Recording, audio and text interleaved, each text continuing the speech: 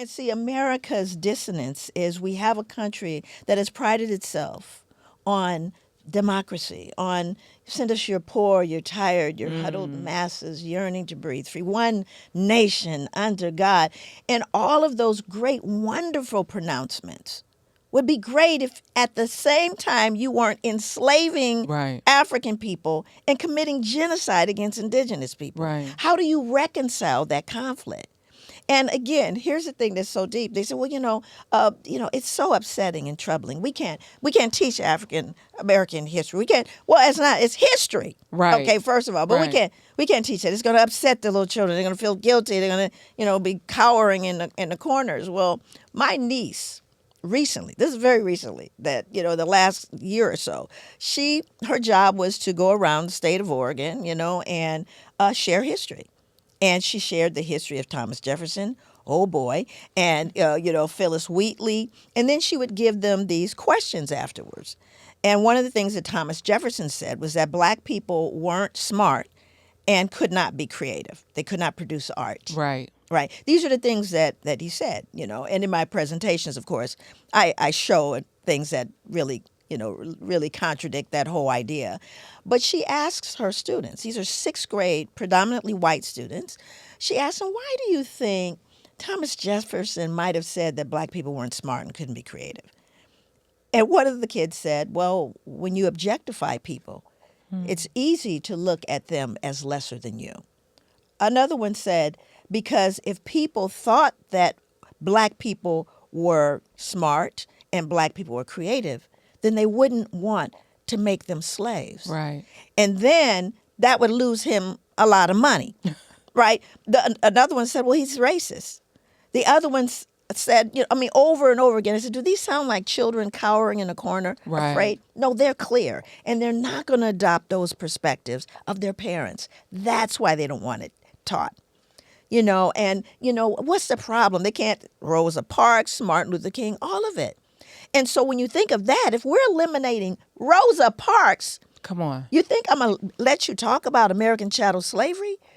The rape, the pillage, the destruction of people, the experimentation, all of those things? Yeah. No, but this is the truth. And I believe that truthfulness is the foundation of all human virtue. Without truthfulness, you cannot attain the other virtues. You have to first tell the truth. Yeah. And that's fundamental as an educator, as a clinician. When people come to me for therapy, when I was, doing one-on-one therapy, inevitably they'd come with a presenting problem. Well, it's my 14-year-old. She's acting out. And I'll start there, but there's always a secret. And the secrets make us sick. I want you to get into this because even when you talk about in the book, which your book is on the banned book list. Yeah. Your book, you can't put this in the schools. Oh, no. And I was telling my sister, I was like, I think we need to make our book club a banned book club. Yeah. Because we have to be able to make sure that our children, that our friends, that our cousins, that our sisters know this information. Because it's hiding right in plain sight. Yes. Because you talk about the secrets keeping us sick, and how many of us, when we look back from a cultural lens, right, at our own lives and our own families, and we see how sickness and disease plagues Black people at alarming rates. And you really give voice to that because you talk about, we can look at Harriet Washington's medical apartheid. You talk about the experimentations. I want you to talk about how we have allowed the secrets to keep making us sick. So one of the things that I did is I began to, my family is from Louisiana. My father only went to the sixth grade. The Asiatic Black man. Asiatic Black man. He was serious. My dad, But my father used to make this statement. He'd say, if a white man has a cold, then the black man has pneumonia. Mm. Right? And so part of the injury, the assault on Black people is them beginning to believe some of the myths.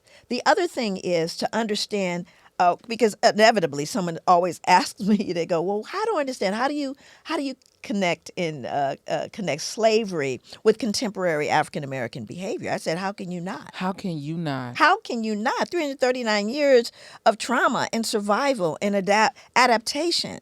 I mean, you learn how to survive in hostile environments. And surviving isn't always pretty. It isn't always pretty, but it's very functional.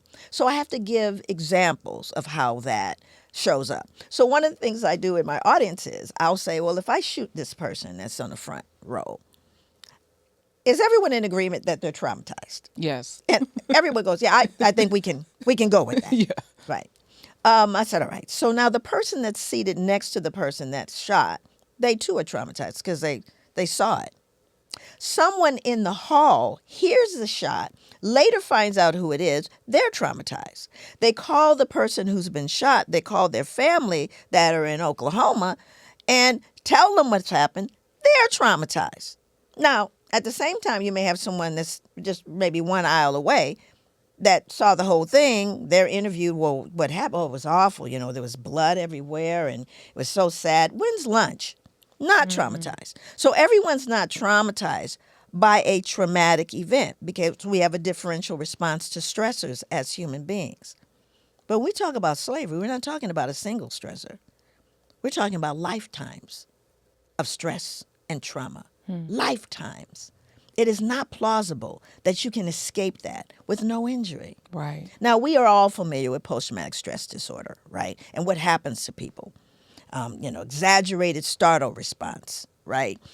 Difficulty falling and staying asleep, feeling of foreshortened future, triggers based on things that resemble the original event. All of these things happen by a single trauma that could be experienced directly, like the person shot or the person that got the phone call in Oklahoma. You follow me? Yeah. All of them could end up with a diagnosis of post-traumatic stress disorder requiring medication and people talking to them softly twice a week.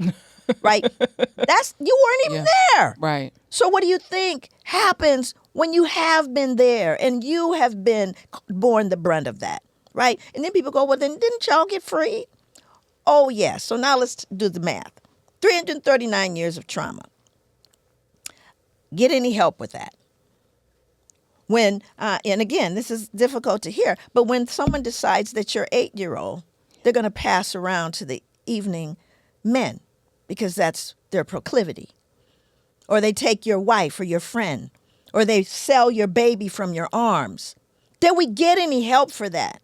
Right. Was there any therapeutic assistance? No, not for 339 years. We did the best we could to heal under hostile environments. And then you got freed. Great. Any help then? What, anybody have any data that suggests that we said, well, we know it's been deep. We know, we've sold away your family. We've beaten and lynched people. Right. Let's do some group therapy. No. Nobody showed up. Nothing. Nobody showed up. So now, 339 years of trauma, no help. Freed, no help. Did the trauma continue? Absolutely. You bet it did, all the way up to 2025. Hey, Vault family, thanks for watching. If you enjoyed this clip, make sure to check out our full interview on our channel at Vault Empowers Talks. We don't just scratch the surface. We dive deep into the lives of some of the world's most influential leaders and change makers. Don't forget to like, to comment, and be sure to subscribe for more inspiring conversations. See you next time.